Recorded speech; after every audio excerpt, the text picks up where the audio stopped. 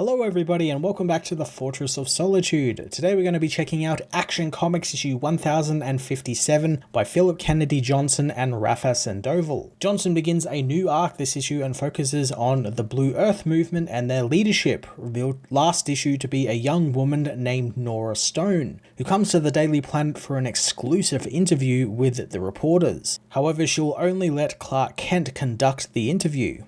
The entire issue focuses on said interview and gets into the nitty-gritty of what the Blue Earth movement is, and Johnson wastes no time in relaying to us that they absolutely are the bad guys. I love Clark getting to be the one interviewing her on camera. It's kind of harkening back to the times during the 80s and 90s where they tried to make him and Lois TV reporters and personalities for a bit. It also acts as a way to tell us that what Norah is saying about Blue Earth is indeed how she feels, and this is not a case of just a few bad apples spoiling the bunch, or what Metallo did with the people in the Blue Earth movement was what was like the thing that made them get the bad image. They really are bad people. She is depicted as a very hateful character and one who believes wholeheartedly in their beliefs, which makes her quite dangerous. Johnson is also sure to throw in a couple of hints about her characters, like she comes from a seemingly wealthy, environmentalist-driven family, and she also has access to magic, something that's always really interesting when Superman tangles with it. The interview culminates in Clark having a confrontation with Norah's bodyguard, a man simply known as Dorian, who, like Norah, seems to be some type of magical powered being. On top of that, both Norah and he know that Clark is Superman somehow, really laying it on thick throughout the book that they know Clark is an alien and just how much they hate that. It ends with Dorian using his magic to take the form of Superman so he can cause some trouble and ruin Superman's image. At this point, this is a really big age-old trope for the book. A villain masquerading as Superman to turn the city on him, and I'm looking forward to seeing what spin Johnson puts on it, since between him and Joshua Williamson, they've been doing a great job of keeping these books feeling fresh and interesting, while also treating us to some great classic Superman stuff. So far, all of the Warworld Aftermath stuff Johnson has been doing over the last couple of issues has been fantastic, and I'm looking forward to learning more about Dorian and Norah, as it's implied that they also might be from Warworld, maybe? It's really heavily implied by Dorian that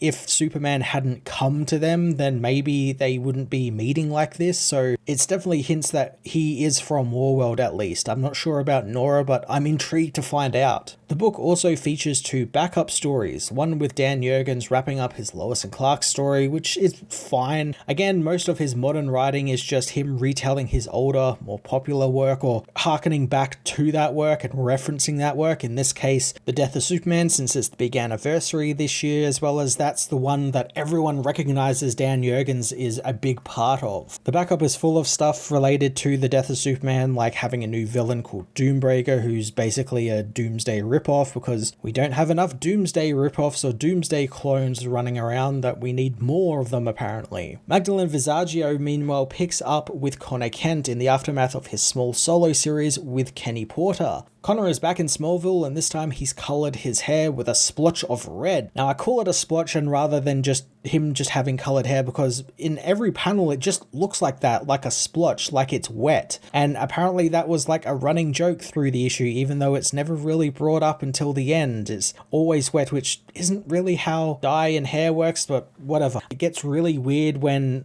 Superboy is basically just doing what he did in that Kenny Porter book. He's trying to find out who he is. That was the whole point of that Kenny Porter book. And it looks like here it's been completely wiped away, while it's also being referenced, which is very strange, since the whole point of this backup is to set up a new status quo with him. And it goes about it really weirdly, since it sets Superboy and Miss Martian up as a romantic couple. Now, these two characters have barely interacted at all. I think I could probably count on one hand the times they have actually interacted with one another outside of team meetings. Don't let Young Justice fool you. Their relationship on that show is something created for that show and has no basis in the comics, and it just kind of comes out of nowhere. On top of that, the story tries to condense Connor's complicated past and various incarnations together as one, a la very much like Robert Vendetti's Hawkman. The problem with this is that the incarnations, like the New 52 Superboy, aren't actually Connor. They're not Connor as we know Connor, two different types of DNA, forming one being. Yet they're present as well and somehow part of this. It's almost like the writers and artists and all the people involved in this didn't really know what that was and just was like, oh, well, that was something people would know, so we'll just cram it all in together for like a sort of member berries sort of situation. And it feels like an editorial decision to have this story go ahead, since it feels like it's trying to set Connor up, an older character, a character who's been around for, a good 30 years,